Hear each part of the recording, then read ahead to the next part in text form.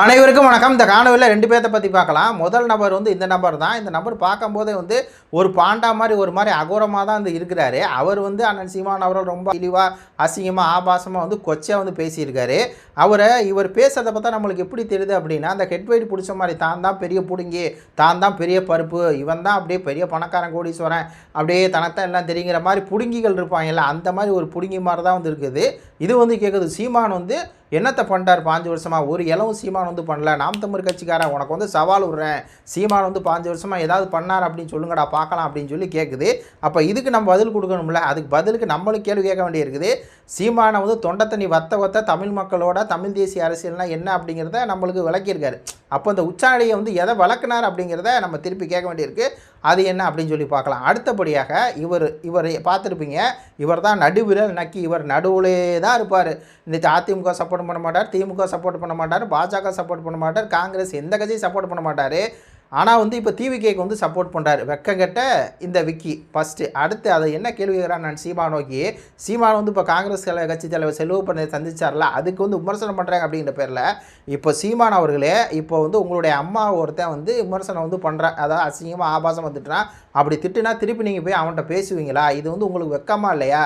அதே மாதிரி இலங்கை தமிழர் கொண்டு ஒழிச்சதே வந்து இந்த காங்கிரஸ் கட்சி தான். இலங்கை தமிழருடைய தாய்மாருடைய மார்பு அறுத்த கட்சி இந்த காங்கிரஸ் கட்சி. அந்த கட்சியோடு நீங்கள் போய் இந்த மாதிரி ஒட்டி ஒளாடுறீங்களே, அப்போது இது வந்து உங்களுடைய அரசியலை வந்து காலியாகி போச்சு அப்படின்னு சொல்லி பேசினவர் எதனால் இப்படி பேசான்னு பார்க்கும்போது, அந்த இடத்துல ரெண்டு பேரும் பேசும்போது அணில்னு பேசிக்கிட்டாங்கல்ல, அதை வச்சுக்கிட்டு இந்த மாதிரி அவர்கிட்ட போய் அணில்னு பேசுகிறீங்களே சீமான் அவர்களே அப்படின்னு சொல்லி கொந்தளிச்சிருக்காப்புல. அப்போது இந்த நடுவிரல் நக்கிங்கிற விக்கிட்டையும் நம்ம சில கேள்விகள் வந்து கேட்க வேண்டியிருக்கு. இது ரெண்டு பற்றி பார்க்கலாம். அதுக்கு முன்னாடி நம்ம சேனலை வந்து லைக் பண்ணி சப்ஸ்கிரைப் பண்ணிடுங்க.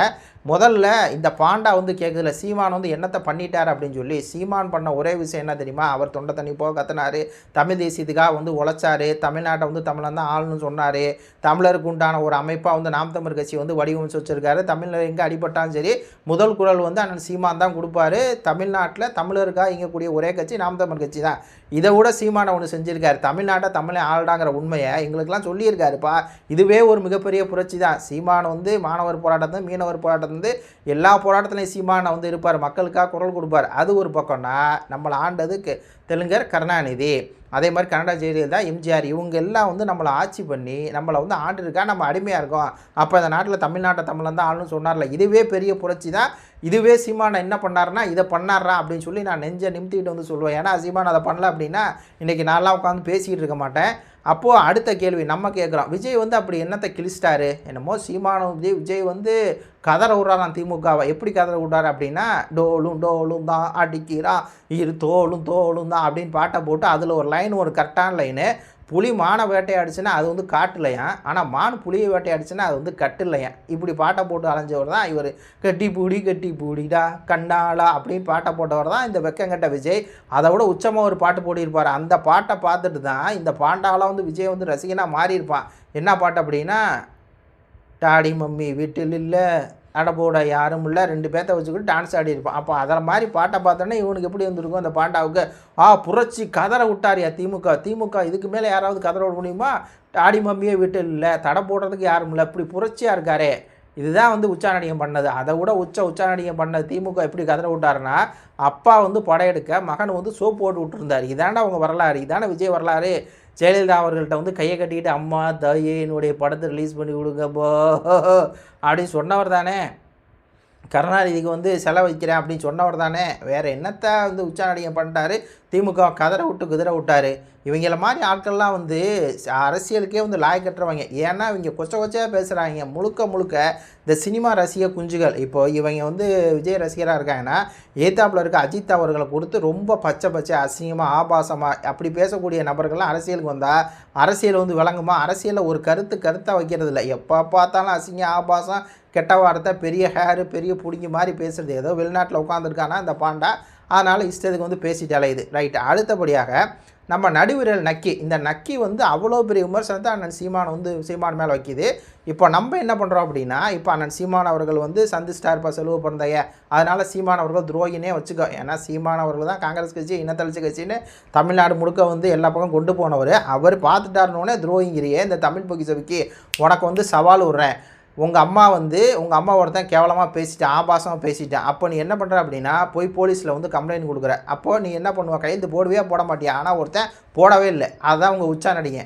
கடைசியில் வந்து ராஜபட்ச போர் குற்றவாளியும் கையெழுத்து போடுங்க அப்படின்னு சொல்லி போட்டால் கையெழுத்து போட முடியாது, நாட்டு இன்ட்ரெஸ்ட்னு சொன்னவர் தான் இந்த உச்சாநடிகன். இந்த உச்சாநடிகனை நீ ஆதரிச்சுக்கிட்டு சீமான் அவர்களை வந்து துரோகின்னு சொல்கிறியா? உனக்கு வந்து வெக்கமா இல்லை? அதை விட கொடூரமாக மன்சூர் அலிக்கான் 25,000, நம்ம மனோரமா ஆட்சி அவர்கள் 25,000, சிலம்பு 1,00,000 ரூபா சிலம்பண்ணே கொடுக்குறாங்க. எவ்வளோ 1,00,000 ரூபா. ஆனால் நீ எவ்வளோ கொடுத்த? 500 ரூபாவா கொடுத்த. இப்போ நம்ம என்ன கேட்குறோம், தமிழ் பொக்கிஷத்துக்கு இப்படி வந்து உங்கள் அம்மா வந்து மானபங்கப்படுத்தி அசிங்கப்படுத்திட்டு இருக்கும்போது 500 ரூபாவா தான் கொடுப்பியா? இதெல்லாம் வந்து நீ வந்து சீமானவர்களை துரோகின்னு சொல்கிறியா அப்படிங்கிற மாதிரி தான் இருக்குது. இதை விட உச்சமாக, அதாவது நல்ல அந்த டேட்டை பாருங்களேன், மே 18, 2009 தான் வந்து இனமே அழியுது. அப்போது அதுலேருந்து செப்டம்பர் மாதம், அதுலேருந்து ஒரு 2-3 மாதங்களுக்குள்ள போய் யார் வந்து அந்த இனத்தை அழிச்சாங்க? காங்கிரஸ் கட்சி. யார்? ராகுல் காந்தியை போய் சந்திச்சு, ராகுல் காந்தி ரொம்ப நல்லவர், வல்லவர், அவர் மாதிரி ஒரு ஆளே இல்லை, அவர் இந்தியா வந்து நல்லா வழி நடத்திட்டு இருக்காரு அப்படின்னு வெக்கமே இல்லாமல் போய் வந்து இலங்கையர் காங்கிரஸில் பொறுப்பு கேட்டவர் தானே இந்த உச்சாநடிகன் விஜய். அப்போ கருணாநிதி அவர்களுக்கும் விஜய்க்கு வந்து என்ன இது இருக்குது, என்ன டிஃப்ரென்ஸ் இருக்குது? ஒன்றுமே இல்லை. அப்படிப்பட்ட விஜய் ஆதரிச்சுக்கிட்டு நீ சீமான துரோகின்னு சொல்கிறியே, உனக்கு வந்து வெக்கமா இல்லை? நீ சோத்தாந்திங்கிறியா விக்கி அப்படின்னு சொல்லி கேட்க வேண்டியிருக்கு. எல்லாத்தையும் விட நீ வந்து கொள்கை தலைவர்னு சொல்லி 5 பேர்த்த அறிவிச்சல், அதில் ஏன் தேசிய தலைவர் வரவே இல்லை? சீமான ஒரு மேடையிலே சீமானை பொறுத்தவரையுமே தலைவர்னாலே அவர் தான், எங்கள் கட்சியோட இது எல்லாமே அவர் தான். ஏன் வந்து அவர் பேரை கூட வந்து உச்சாநடிகன் சொல்லலை? ஏன் தெலுங்கரா வச்சுருக்கீங்க? ஏன் தெலுங்கராக இருக்கக்கூடிய ஈவேரா வந்து வச்சுருக்காரு? ஏன் தமிழராக இருக்கக்கூடிய தலைவர் வந்து வைக்கலை? ஏன் இந்த 5 வருஷமாக வந்து பேசவே இல்லை? முதல் மாநாட்டில் ஏன் பேசலை? 2வது மாநாட்டில் ஏன் பேசலை? ஏன் பேசவே மாட்டார் இந்த உச்சாநடிகன் விஜய்? ஏன் காங்கிரஸுக்கு வந்து ஆதரவாகவே இருக்கார்? இனத்தரசு கட்சி காங்கிரஸுக்கு ஆதரவாகவே இருக்கார், ராஜபக்சேவோட ஆதரவாக இருக்கார் விஜய். அப்படிப்பட்ட விஜய் அவர் வந்து உனக்கு நல்லவர்.